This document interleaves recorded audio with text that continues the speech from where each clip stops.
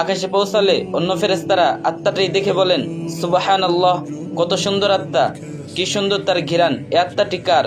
উত্তরে আত্মা বহনকারী ফেরেশতারা বলেন, উনি হলেন উমুকের সন্তান উমুক। বাকি ফেরেশতাগণ তখন আত্মাটিকে সালাম দিয়ে জিজ্ঞেস করেন, উনার আমল কি ছিল, আত্মা এত সুঘ্রাণ কেন? আত্মা বহনকারী ফেরেশতাগণ তখন বলেন, আমরা শুনেছি মানুষজন নিচে বলা বলি করছে উনি একজন উত্তম চরিত্রের দয়ালু এবং পরোপকারী মানুষ ছিলেন।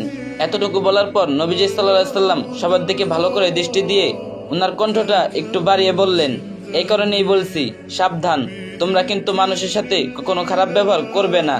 মানুষ তোমার সম্পর্কে যা যা বলবে, এই আত্মা বহনকারী ফেরেশতারাও আকাশে গিয়ে ঠিক এই কথাই অন্যদেরকে বলবেন।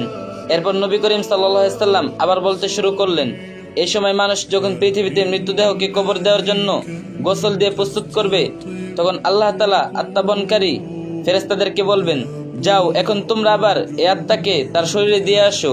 মানুষকে আমি মাটি থেকে বানিয়েছি, মাটির দেহেই তার আত্মাকে আবার রেখে আসো। সময় হলে তাকে আমি আবার পুনরায় জীবন দেব।